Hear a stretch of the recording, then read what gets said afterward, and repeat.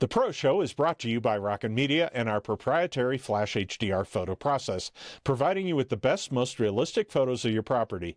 See the difference at rocketmedia.com. Hi, and welcome to the Pro Show. I'm Rick Machle. On this show, we're talking about the Southwest metro area up in the Foothills. And Dawn Zalfa from the Evergreen Coldwell Banker office is going to be talking about different places to live from Evergreen down to Bailey and what's the best parts of each of them and what you should expect. In addition, she'll be talking about how to stage a dining room. Nancy has great advice on first-time homebuyer assistance, and Greg will be here to talk about rentals. That's all next on The Pro Show.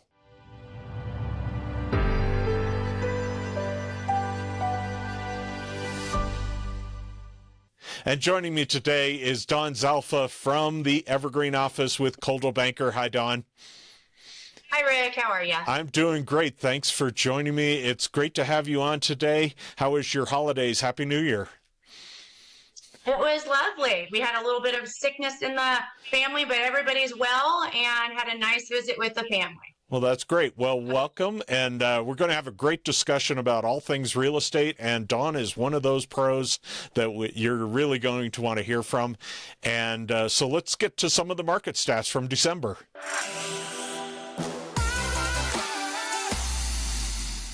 So as we look at December's numbers, we are going to start out looking at the median close price, which is $580,000. And if we compare that to last year, or in 2023, it was $565,250. And the closed sales were up relative to last year, down a little bit from November, but that's a lot of seasonality. There were just over 3,100 closed homes last month in December versus December of 23, when there were 2,664 closed sales. And if we look at the sales volume, it was up though. So we had 2.14 billion sold in 2024, but in 2023 we had 1.76 billion. The months of inventory is down a little bit relative to a year before. We are at 2.22 months versus 2.5 months. And the median days on market is at 22 days, which is up 37% over the month over November of 2023. But if we look at 2023's numbers from a year ago, we're actually considerably higher in that we only were 22 days on market versus the 40 days on market now. So that's an interesting development in the days in the MLS, and I believe those days in the MLS have to do with listings that are closed, not what's currently on the market. And so active listings are down 26% month over month from 6888 down 26%. But if you compare it to last year in 2023, it was 6684. New listings is down 32% month over month to 1840 versus 2717. But if you notice month over month, even in 23, the new listings were down. That's a seasonal effect of the holidays.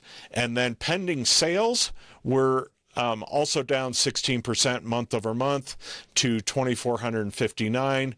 And in 23, there were 2,712 pending sales. So while there's seasonality, it's considerably lower, a little bit softer, but we're not seeing a huge dip.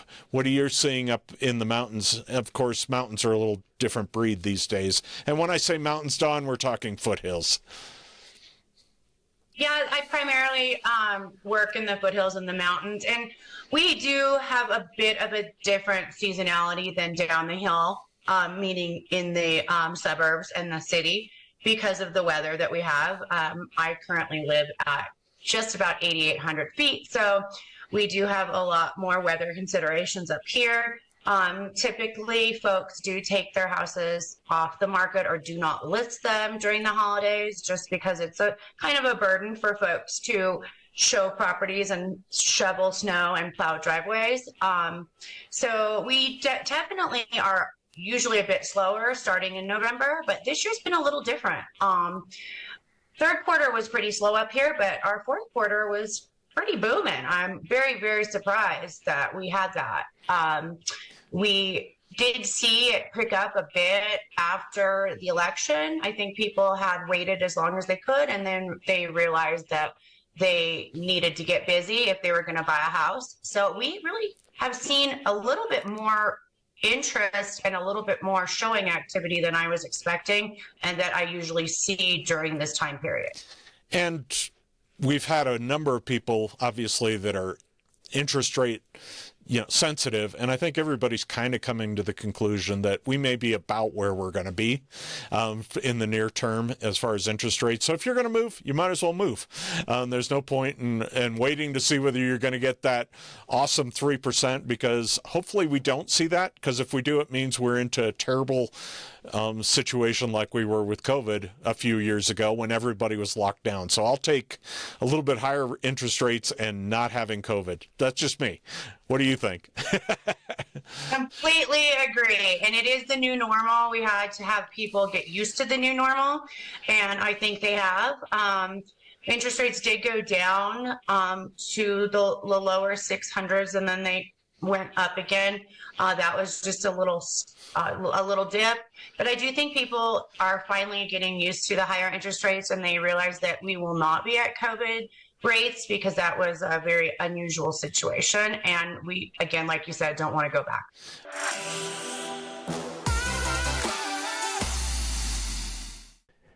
And every week we have Nancy Alexander from Smart Mortgage Services to talk about mortgage advice, give us advice on what we should do better when looking for a mortgage broker or finding that perfect mortgage.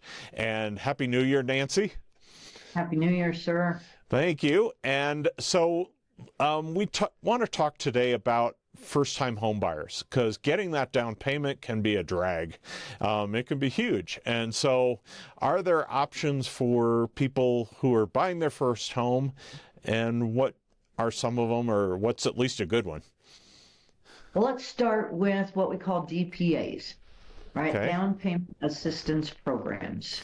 And in every state has a DPA. Rick, you and I have talked about it right here in Colorado. And remember, we live in a world of acronyms. So I'll use them and then I'll tell you what the word is. But it's CHAPA, Okay. which stands for Colorado Housing Finance Authority. Okay. Right. And so how does this program work? Well, CHAPA offers that down payment when the client can't come up with it. So let's say most first-time homebuyer programs are Fannie Freddie, 97% loan to value. You as the consumer have to come in with 3% down. If you don't have the 3%, or on FHA, the 3.5%, right? Because Yeah. you're at 96.5 loan to value, then they're going to provide that. Okay. They're going to fill that gap. And is it a loan? Is it a grant? How does it work? It's a good question. They offer both. The grants are a little heavier in price, Okay. because the grant says there is no prepayment, right? Right. If you go loan, then you're going with what they call a silent second. Okay. How does that work? Well, a silent second is silent because you're not making a payment on it during the time that you're holding it. So it just sits in second lien position silently until you go to refinance or you go to sell that house. Now that money is repayable. And are there income levels, like maximum income? Great question. Yes, there are income restrictions, Okay. just like there are on every first-time homebuyer product. Typically, it deals with what we call AMI, which is area median income. So you can look up your area median income, believe it or not. You can Google it per your county. So Denver County, Jefferson County, again, I'm speaking in Colorado. Sure. And look at AMI. And typically that income restriction is 80% of that area median income number. Place like Boulder is going to be very different than Denver, different than Douglas, different than Arapahoe. So there's, yeah. So I think if you said some of them may be grants, correct? Or are they all the second mortgage? No, some of them are grants. There's another fund out there, you guys. Look at it in your, again, Google it. It's called Chenoa, Okay. Cheoa. Chenoa is national. It's backed by an indigenous tribe. Okay. It's been around forever. And they've got some good grants, but your interest rates have to be higher, right? Your interest rates will be higher, I should say. Your credit scores have to be higher to go for the grant, but don't negate it, right? Do your homework and find out if that's something that you meet.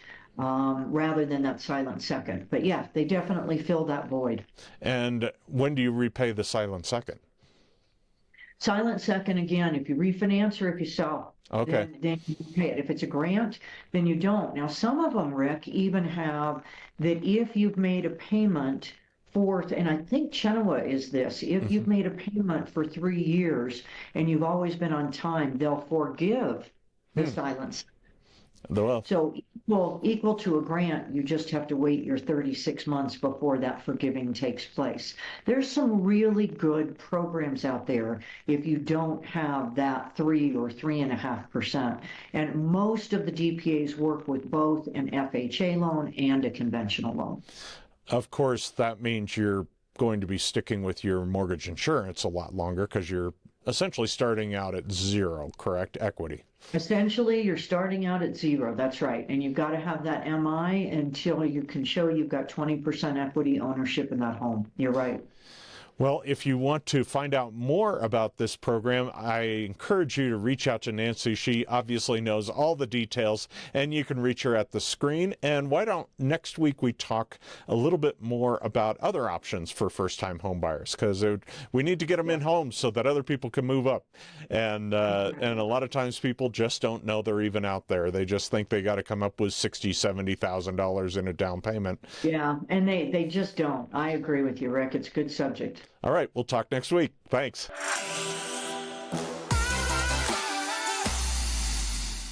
So one of the decisions you're going to need to make if you're going to live in Denver is whether you're going to live on the west side, downtown, south, what part of the metro area do you want to live in? And so today we've got an opportunity to talk about where you want to live in the foothills. And we're going to start basically Evergreen South and talk about that area. And Dawn's really familiar with that because she lives in that area and also has sold a lot of homes in that area. So tell me, generally, how does pricing work relative to heading north from Evergreen down south? Well, if you're going to start even a little bit north of Evergreen, you're going to go to Golden. Golden to Evergreen, you're going to definitely pay more. And then as you go south, you're going to come into Conifer, and that will be about 10% less. Morrison, which is kind of west side. Also on the west side, rather, it will be about 10% more than Conifer as well. But as you go south on 285, you're going to get more bang for your buck. I live in Conifer, and that was due in part to what I could get in terms of I'm going to pay less in Conifer than I would in Morrison or Evergreen or Golden. If you go south on 285, I would say that from Conifer south to Pine will be 10% less than Conifer. And then as you go south from Pine to Bailey on 285, you're going to pay 10% less than Pine when you go to Bailey, because it is a little bit more removed.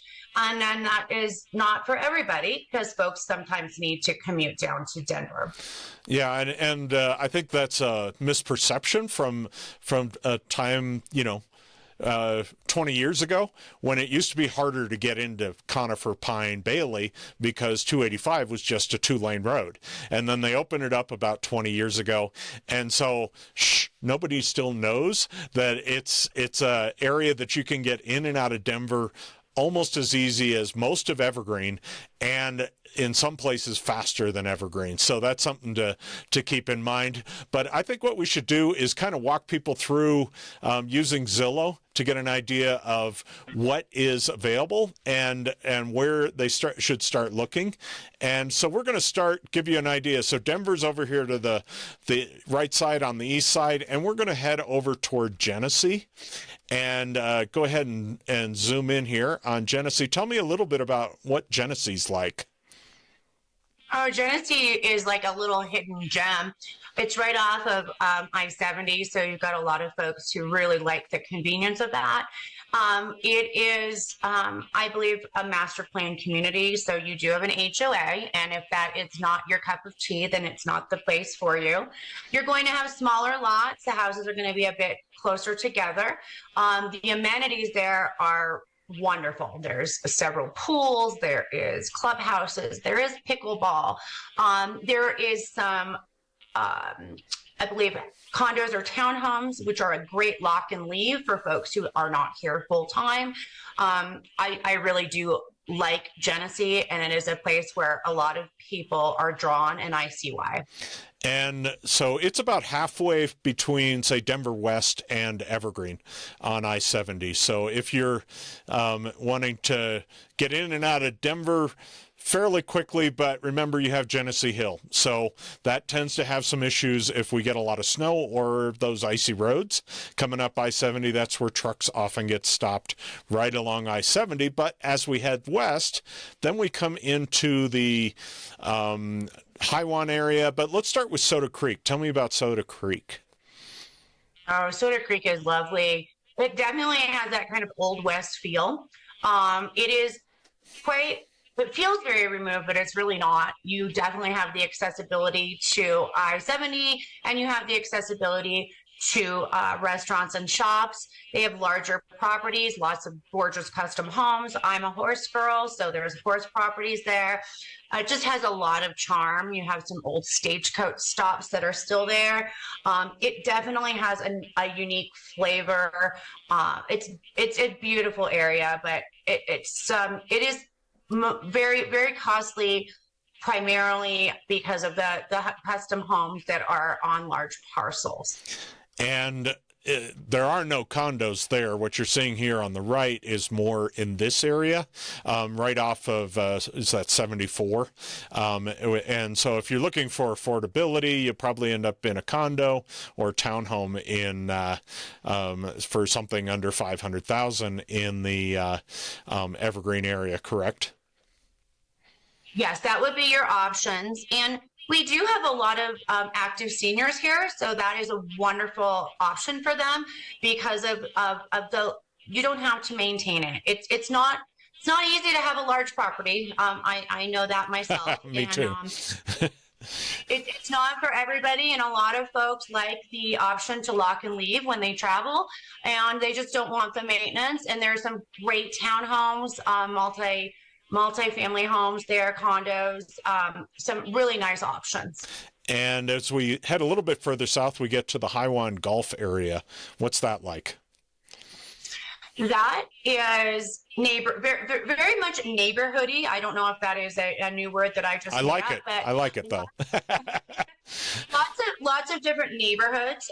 You have the accessibility is, I think, a big draw there.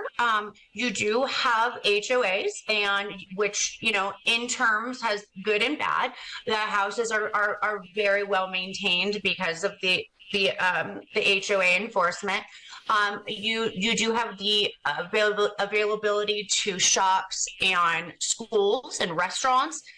It's a lovely area. You've got some very large homes on the golf course, and I do see a lot of folks drawn there because of that golf course lifestyle.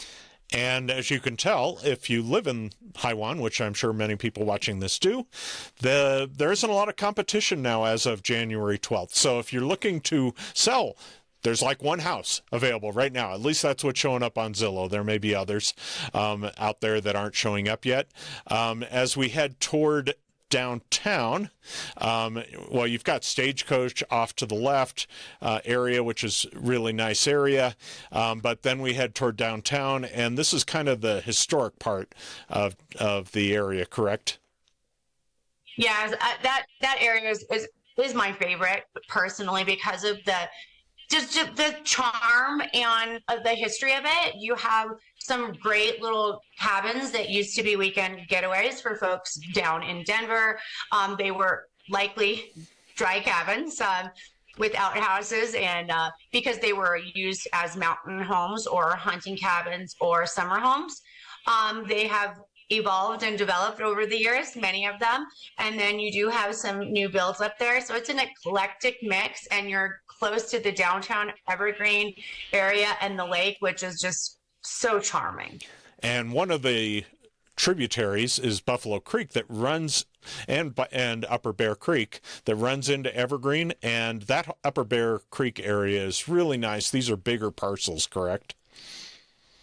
Yes, those are gorgeous custom mountain mansions. Some of them are historic, and it's actually where Willie Nelson had his home. And there's just some gorgeous homes. It is a beautiful drive if you just want to get away, and you definitely do get away from it. You feel like you're worlds away, but you are going to pay a premium for that.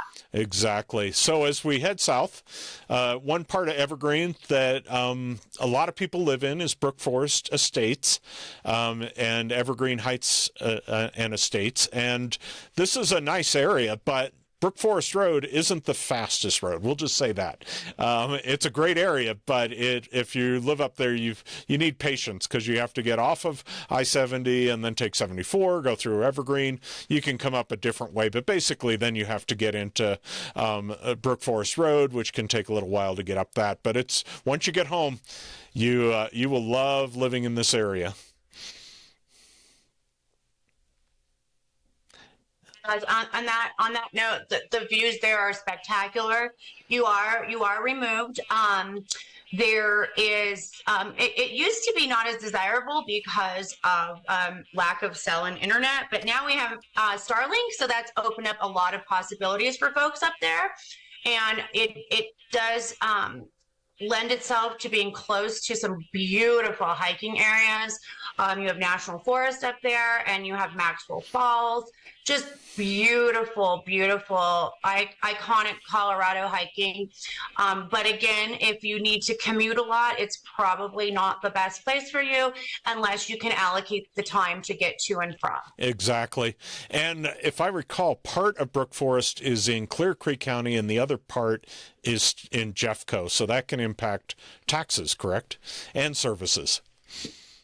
Yes, Clear Creek has lower taxes than Jefferson County, and typically the schools are rated higher in Jefferson County.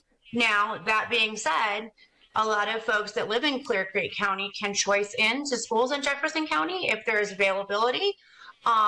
So I wouldn't let that hold you back, because a lot of folks live in Clear Creek County and do choice in to Jefferson County schools and then enjoy the lower tax rate. Exactly. And just a little bit to the east of the whole Brook Forest area is Evergreen Meadows. What's that like? That is a charming community. There's two sides of it. They run across 73. There's a meadow side on the north side, and then I would believe it's north. And on the south side, there's more of a treed area that has more sloping properties. It is very popular because of the convenience. It is kind of smack dab in between Evergreen and Conifer. You have a lot of accessibility. There tend to be, I believe, 2 to 4 acre lots there. A lot of them are moderately priced, but you do go up in price as you go up the incline to views. You've got some views up there of Mount Blue Sky as you get higher up, and some beautiful custom homes up. And now your stomping grounds, Aspen Park and Conifer. Yes, we moved to Conifer about 6.5 years ago, primarily due to the convenience of 285. Yep. Right. 285, a wonderful corridor. We are about a half an hour from Conifer, where I live, down to Denver. We are about an hour to the airport. It is just a wonderful place to live, and you get more bang for your buck. You get more bang for your buck. You get you pay about 10% less in Conifer than you would in Morrison or Evergreen or Golden. And there's really kind of two parts of Conifer, one down toward downtown, and then there's Conifer Mountain. And Conifer Mountain is kind of a beast in and of itself. It's got some pretty high areas. You can be way up there, amazing views, but you could be 9,000 feet up if you're up on top toward the top of Conifer Mountain. But man, there are amazing views up there. And I'm just trying to see whether any of the listings that are currently available are up in that area. But probably this Richmond Hill Road is close to there.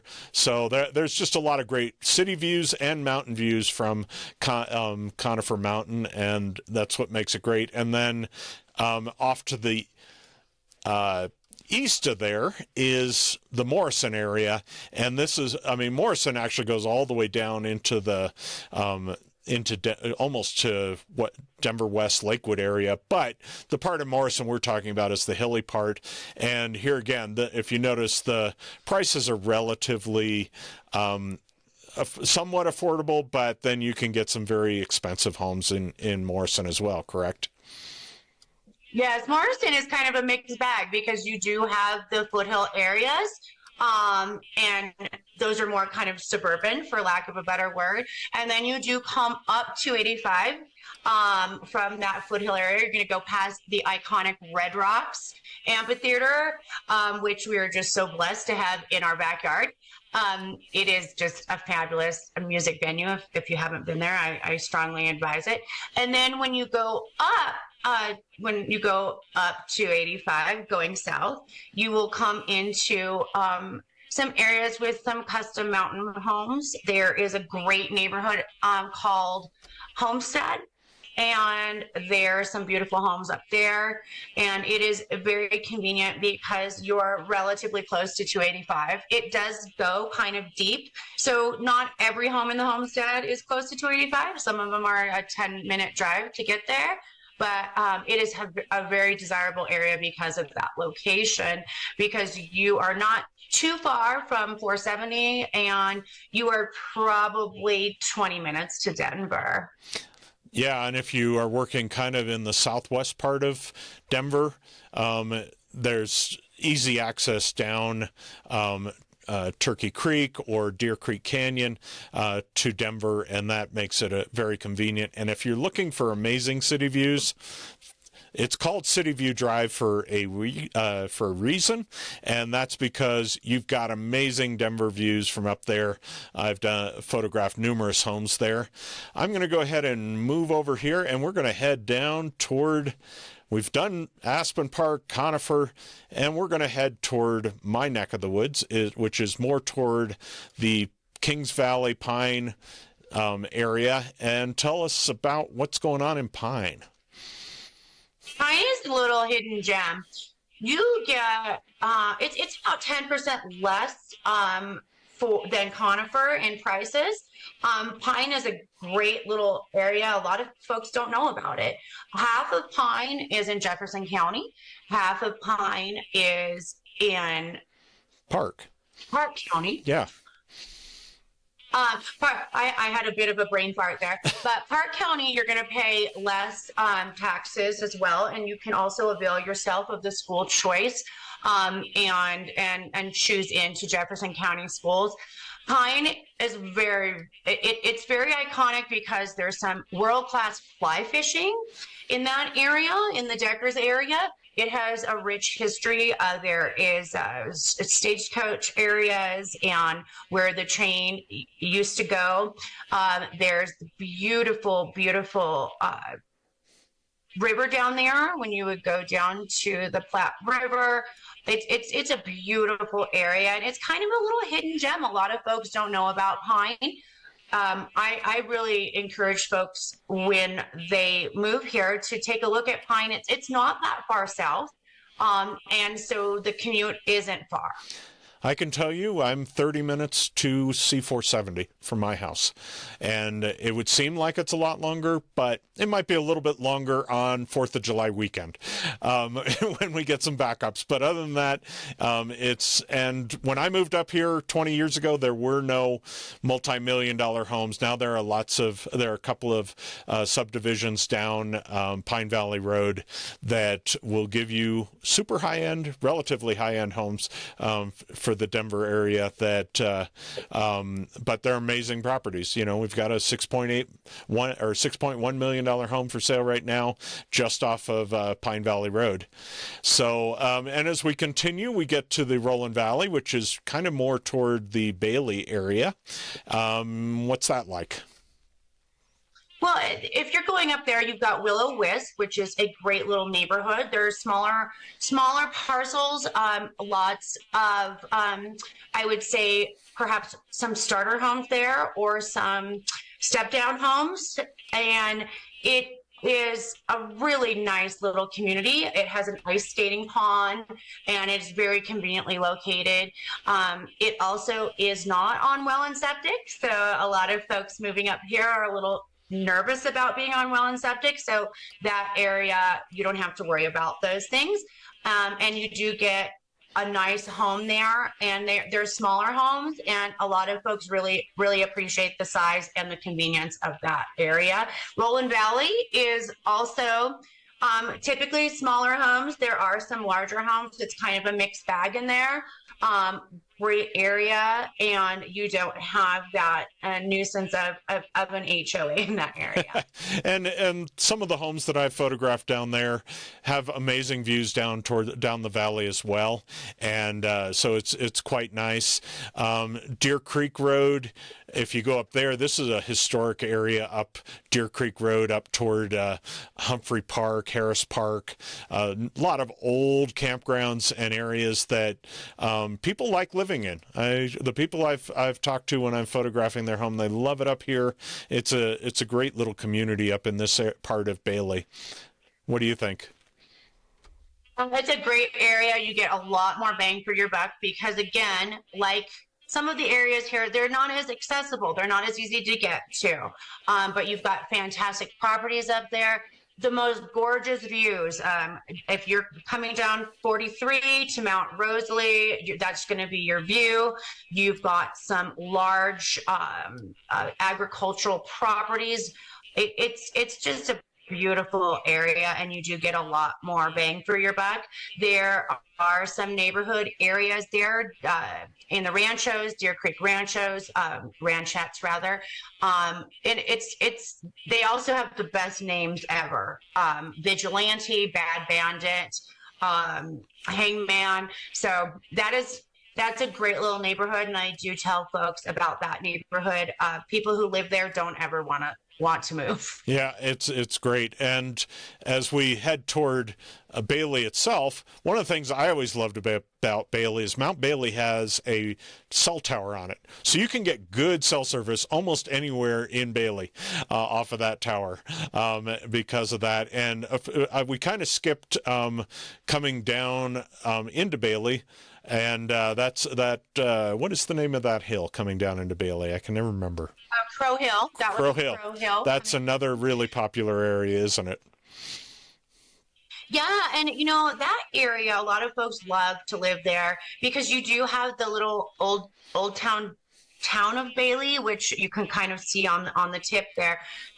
There is a great little winery there. There is the iconic Sasquatch Museum, which is always a great place that I like to take visitors. Yeah. It's a great little area there. There's a great vintage resale shop there that I frequent too much probably. But that area is also a great area. You've got the Platte River coming down. It's just a beautiful place. There is some old buildings there that have been preserved. It just has a lot of character. And what's interesting about all these areas off of 285 is you can drive 3 miles, 5 miles to the east and sometimes to the west, and you end up in some of these amazing areas. I know Dawn had a listing down Elk Creek Road that's just spectacular. If you come up here back into Conifer, the Richmond Hill area is amazing with a lot of great homes. Some have like the best views I've seen. 100%. Yeah. 100%. The views up there are panoramic. I mean, you just get lost of how many amazing mountains you can see up there. I have one coming up. It's a custom home coming up, and it will be probably in the low 3 millions, but I have never seen views like that. It is absolutely worth every penny. There's views everywhere you look. You've got city views on the back end, and you are surrounded by mountain ranges around you. So as you can tell, there are amazing opportunities to buy real estate. Obviously, if you live up here, you know it. That's why a lot of people they kind of whisper and say, so that people don't come up here, because we love our foothills here. We have seen an increase in traffic, but most of the time it's not that bad. In fact, I always say it's 15 minutes from C470 to Conifer. It's 7 more minutes to Pine Junction, and it's another 7 minutes to Bailey. So it's not close, but it's 30 minutes to downtown Bailey, if you stay on 285. And then when you branch off, it gets a little bit, you're adding more time to it. But it's kind of, there are people that will drive from way out in Henderson, and their commutes are a lot longer than ours, and they don't get to live in what we call Colorado. I didn't say that. I lived for 10 years in Aurora, and my wife and I, who grew up in Boulder, decided we live in Aurora. It's a great place, but we want to live in the mountains, but we still need to commute. And so that's when we started looking up here, and it's been great. And you came from California when you started looking, right? Yes, we found Conifer just for that very reason, because we needed to be close, because we do have family that comes in, and we also go out.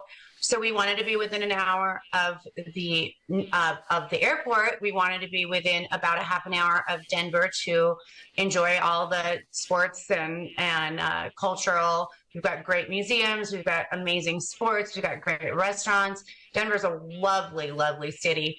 But we also wanted to be away from it. So 285 to us was much more appealing than I-70. I would rather drive 285 than I-70, but again, don't tell everybody.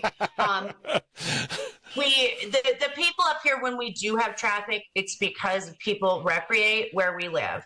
Some folks get irritated, but I feel blessed that I'm able to live where people want to come and vacation and enjoy. We have the boat and trailer show that starts, and that's through the summer. But again, you just plan accordingly, and I've never had any problems with 285. It's really well maintained with snow. We have over 300 days of sunshine in the Denver metro area. So our winters, we get snow, but then the next day is a beautiful bluebird day, and folks go skiing. So I'm just grateful to live here. It is a bit of a hidden gem, but we moved here 6.5 years ago, primarily just because of the location, the lifestyle, and Jefferson County has wonderful schools. So that's also a big draw, a very top-rated, award-winning schools. So you do see folks moving here for that reason as well. And speaking as somebody who drives 40,000 miles a year, the only time I really ever, obviously if there's a bad snowstorm and trucks get stuck on Windy Point, which is a little bit east of Conifer, then we have issues. But when we find it, it's Friday afternoons during the summer, generally, because everybody's really going past us on the way to Buena Vista, Crested Butte. There's a back way to Breckenridge through Fairplay. And so they use us as a way to get to where they're going. So all I want is a helicopter from Conifer to my house, because that's where it backs up, is past Dawn's house to Pine. And then you're kind of in a 2-lane road from Pine Junction most of the way, all the way until you start heading up Kenosha Pass. So there are some weekend things, Fridays and Sunday afternoons, that you have to worry about. But other than that, living up here is like living in Colorado, because we really are what people think about Colorado, but we're still close to the metro area. And obviously Dawn knows this area really well. So if you're thinking about buying up in the foothills, you're going to want to give her a call, because she knows all the available properties, or what might be coming on, and or at least she's heard whispers of, and can say, well, you should do this. And of course, if you're looking to head down to the city, or maybe even a little bit lower, which I've also experienced, people have realized that, they're living on top of Conifer Mountain and they're 70 years old and they can't figure out why they can't breathe. And so they're looking to move back down into the city as well. Dawn can help you, those people out there. And so I appreciate you helping us go on this tour and help people decide which part of Evergreen, Conifer, Pine, Bailey they would want to live in. There's something for everybody. It just depends on what your needs are and your wants, but it is absolutely, again, I just feel blessed to live here. We have animals and we just have a great mountain community up here. Folks help each other. And you just can't beat the nature here. Is like you're pinching yourself. There's a moose outside the door, or there's fox peeking in your window. It's just unbelievable. The lifestyle up here it's just unsurpassed. I can't imagine living anywhere else. It's a great place, but don't tell anybody. Showing your property at its best online is one of the first of many important steps to getting your home sold.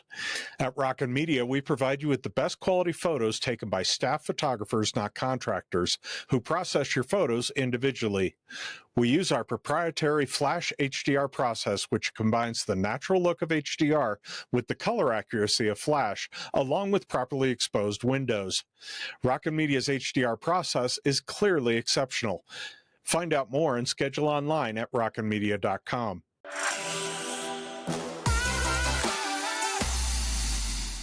When you're talking about staging a dining room, you're thinking, well, what is there to stage? And so Dawn's going to give us some ideas about how she normally stages a dining room, how much she puts in and how much she doesn't. So are you one who likes to set out everything on the dining room table and make it look like, there was a fire and everybody ran out and left, the dining room table? Or are you somebody who's the other way? We take a more casual approach. And maybe that's because of the market that I'm in. It would also depend on the degree of formality of the home that I'm selling. A lot of my homes are probably more casual mountain homes, although most of them are upscale casual. So I would probably, if it's a beautiful dining table, a lot of times we have these beautiful raw edge wood dining tables. I would not want to obstruct that. Now, granted, you're not selling the dining table, but it's all part of the staging, and it lends itself to folks seeing themselves in the home. If it's a beautiful home, I might just put some fresh flowers, maybe a runner on it. But I am not one to stage it with the wine glasses and the soup bowls and the 4 different forks. It's not my style. Now, that being said, if I had a very proper, elegant, perhaps formal home, I might think otherwise. Yeah. So I'm kind of ambivalent when I'm taking pictures, whether I want to see all I think it kind of clutters the photo from a photography standpoint, and I think it distracts typically from the home. What about hutches and things like that? How much should they take out of hutches that have all the curios and things like that? Actually, funny you see that. I have a house that I'm listing on Conifer Mountain. It's quite a ways up there, by the way. Gorgeous, gorgeous property, beautiful views. But there's a hutch, and of course, my folks live there, so it's not supposed to be. When I came in, to me, it was a very utilitarian space. I spent all day on Friday taking everything out and putting everything back in a very more simple, more sparse way, I put some lovely pieces in there that had some pops of color, but again, it's not how we normally live. So I did warn my folks, because they've been out of town, like, okay, you're not going to be able to find some of your plates and your silverware because I've taken it out of your hutch. But I've made it so it's not too busy, that it's more simple. It's not distracting from the photographs that you're going to take on Tuesday. But some pops of color, some interest, just to give folks the idea that, hey, this space is, if it's a built-in hutch, this is what it could be used for. If this particular one is not built-in, but it can give folks the idea that they could utilize that for that purpose. But again, simplicity and pops of color and not too busy. So decluttering, just like the rest of the house. Just like the rest of the house. But obviously, you, as we just talked about, you have a lot of mountain properties, so probably important to make sure the windows are clean out the dining room, because a lot of times they're looking out at all those great views, right? Oh, yes, and those windows do not stay clean for nearly as long. I go in with my Windex and my rag because there's a lot of doggy noses and lots of fingerprints. But yes, views, I kind of have a lot of folks up here have beautiful hanging plants, or they have window treatments, or they have pieces of furniture that somewhat block their views. And I'm kind of militant about moving everything away from that, because that's what you're paying for to live here, and you want to bring the outside in. And that's exactly what you do with all the windows. And yes, keeping them clean is essential. My window guy loves me because I give him lots of business. Exactly. And the other thing a lot of people pay for are those vaulted ceilings, and they're great. But one of the things I often find is it's really hard to keep the can lights from burning out. And so, that's one of the things you probably encourage your sellers to do, is make sure all the lights have good new bulbs in them, right? Oh my goodness, that's another one of my pet peeves, I must say. And I've gone so far as to, when you're doing some photographs for me, if I realize one has out that I hadn't seen before, wait, Rick, I need to go get another light just to make sure that there's no missing light bulbs. Because yes, light is essential. It is essential. As you know, light in our photographs is essential. And are you one who likes daylight lights in the dining room, or are you like more the incandescent kind of warm light look? It depends on the room. Okay. It really does depend on. If it's got a lot of daylight, obviously from the windows, you probably want more daylight, right? I prefer more daylight, more natural light.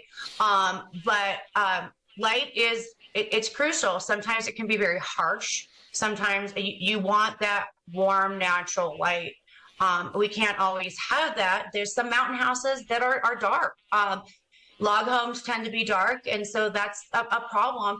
And it's part of the price we pay, but it's worth it. Yeah. On the other hand, at least the pictures will be bright, because with our Flash HDR process, we can make anything bright, whether it's a dark log home or not. So that's the benefit, at least when you're selling your home, to make it look really bright.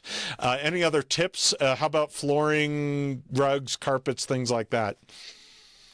Well, a very smart man named Rick told me, I say, Rick, should I keep this rug here? And he's like, no, the floors are really nice. So again, like kind of my concept with tables and dining rooms, that if the surface is nice, show it off. Yeah. Show it off. We're not selling the rugs, we're selling the surface. Now, if it's not so nice, then maybe you want to keep those rugs down. Yeah, there are some older cabins, maybe keep them up. If they're 100-year-old cabins and they've seen their share of wear and tear because they've been fly fished in for decades, maybe you want to have the rugs on there. So, any other tips for dining rooms? I would say, going back to the lighting, don't mix your warms and cool lights. That's another pet peeve of mine. Okay.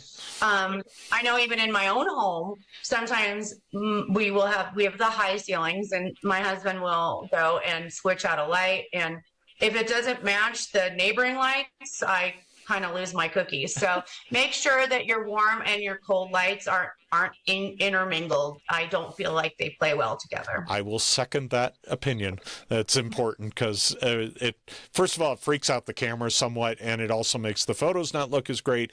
And when you show up, it's like, why is that one a blue light and all the rest are yellow? And so that's important as well. You don't want the light to distract from the home. You want it to the home, and when you don't have that congruency and it's mismatched, it just definitely throws off the whole vibe. Well, that's awesome.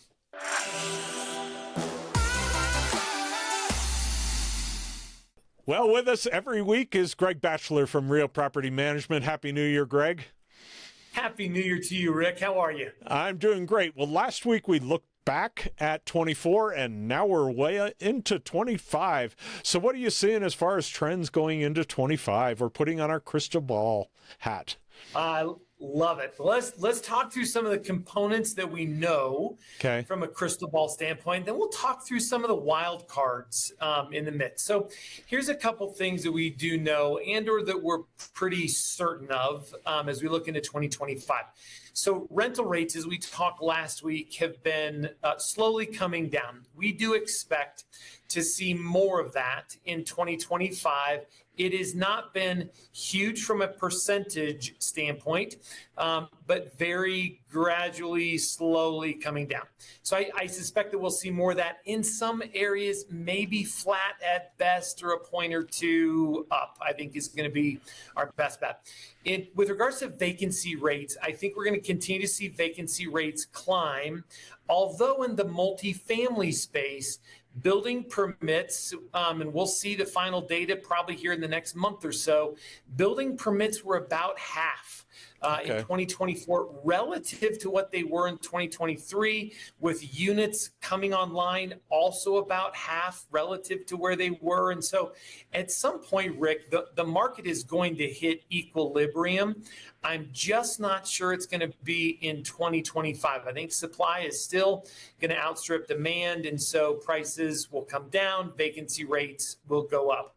Here's our wild card. And our biggest wild card is what in the world is going to happen with interest rates. Sure. Obviously, we have seen the Fed make a move, these last three moves that they brought interest rates down. At least Fed funds rates. We watched interest rates do just the opposite, which just means mortgage-backed securities, which means the bond market, they're just frowning upon it for the time being. That we don't know necessarily what that's going to look in 2025 based on what the Fed's going to do. We also have an incoming administration coming into Washington, D.C. Now, it's an administration that we have seen before 4 years ago, but obviously there's a lot in the world that's different. And so don't know exactly what all that's going to look like or how it's going to play out in terms of what some of the policies that are being discussed or at least kicked around, bantered in the news, et cetera. How much is talk versus how much will action follow suit?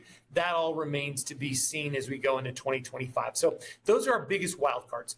So as far as inventory, while the building permits, of course, that were done this year will come to completion next year or in 25, yes. I guess, then so what happened in 24 will come through in 25. What that yes. means is that now we're going to be in a state where as long as the demand stays up with that, we should be, relatively stable. If demand yes. slackens or we get more houses coming on the market because people are moving and not wanting to sell, then we've got yep. houses coming on as well as new construction, right? Yes, indeed. Yep, correct on all fronts. And those are all dynamics that we just don't know what the magnitude of those dynamics is going to translate into for both the buy-sell transaction, for both the rental transaction. Where does supply meet demand? Right now, it's definitely out of balance, which it has been most of 2024. So we'll see how much of that continues into 2025. Well, sounds good. Well, Happy New Year. And if you want to get a hold of Greg, please reach out to him at the number on the screen. And I think next week, why don't we talk about hotspots that if you're looking to buy something to be a rental property, where you might want to consider looking to, maybe around universities or things like that seem to be, and we'll go into that next week and see how that sounds and looks to you. All right. Thanks again, Greg.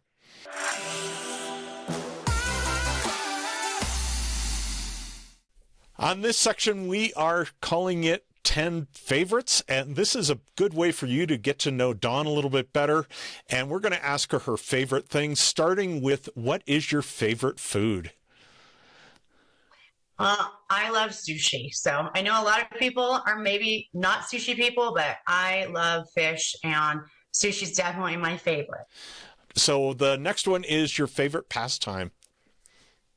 It would be being with horses. I am a horse girl, and just either riding or being around horses is my happy place. It's great. It's where you get your Zen moments. And what's your favorite music or band, or both? I'm a classic rock girl. I've been really fortunate since I've lived here to be able to see Stevie Nicks and James Taylor at Red Rocks. So that is it was like bucket list. So classic rock. Okay, cool. And what's your favorite place to visit here in Colorado? It would probably be Mount Princeton Hot Springs. Just laying in that river stream with the hot springs. It's pretty surreal, and it's just the most relaxing day that I could think of. And what about your favorite place to visit in the world? It would be some sort of tropical island. Oh, you got to pick one. You got to pick one. Oh, God. St. Thomas or Maui. I love, again, not only do I love eating fish, I like swimming with them. Growing up in the ocean, I'm a dolphin. So just snorkeling and being around the ocean. So U.S. Virgin Islands, then you don't need a passport. It's great. No, don't need a passport. And what's your favorite restaurant? If you have two of them, like what's one here in Colorado, and maybe if you have a different one outside of the area? Well, my favorite one up here is Black Hat Cattle Company. It's amazing, locally grown, not grown, but locally harvested and raised meat. They've got these elk medallions that are fantastic. And then also, so with my sushi, my love of sushi, it would be down in Littleton, Mishi Sushi Go. I'm probably not saying it right, but that is definitely my favorite sushi restaurant. It's just down in Littleton, so it's about 30 minutes away. Awesome. And what about your favorite time of the year? It would be fall. I mean, that is hands down. I have aspens on my driveway, and it is just this golden road. Looking out, it's almost surreal. My birthday's the end of September, and that's when the aspens are at their peak. It is just the most beautiful place in the world in the fall here in the mountains of Colorado. That's great. And what's your favorite smell? Other than horses, which a lot of people think is weird, but my horsey people will understand that, it would be lavender. Okay. And favorite childhood memory? That would probably be when I got my first horse at Christmas when I was 12. So that was a surprise to me. My parents surprised me with a horse, and probably primarily to keep me out of trouble as a teenager. But but that's pretty much where my love of horses stemmed from. I was already a horse lover, but that's when I got my first horse, and really the addiction started. Exactly. And as a real estate agent, what's the favorite part of what you do? Most people who don't know real estate agents may not know all the things you do, so you've got a lot to choose from. Well, I would say two things. I would say helping people. It's a tremendous blessing and burden. We are helping people with the largest financial transaction of their lives. They're putting a lot of trust in us. And I so appreciate that. And I take it very seriously. So helping people with their purchase or their sale, and also relationship building. I think it's crucial to have strong relationships with your team that you work with, your other agents that you work with. I just really do think that relationship building is one of my favorite things, because it's essential for me to be able to help my clients. I come from a legal background, and I'm a former civil and real estate litigation attorney, and I know how relationships between colleagues can make or break a deal. And so I carry that into my real estate career as well. Well, that's awesome. So as you can tell, Dawn's an amazing person and agent. And if you'd like to get a hold of her, you can reach her here at the number on the screen. She'll help you if you want to sell your house, if you're looking to buy a home, probably pretty much west side of town, all the way up into the foothills and mountains, right? That's where you pretty much focus? Yeah, I focus about an hour from my home base of Conifer. I feel like I have a good command of that area. I like to stay in my lane, and if it's not an area that I'm intimately familiar with, I am not going to be the best person to serve that client. So, however, that being said, I have an amazing network of referral agents that I can refer folks to. But I would say from Denver to Bailey, and then up to Golden, and down probably to Aurora. Okay. Well, that's awesome. Well, if you want to get a hold of her, you can reach her at the number on the screen, like I said. And thanks again for being with us today. And, of course, if you want to find out more real estate news and information, feel free to go to theproshow.com with the word "the" in it. And we also can be found on Apple Podcasts and Spotify podcasts. And I really appreciate your time again today, Dawn. You've given us a whole lot of great information. Thanks.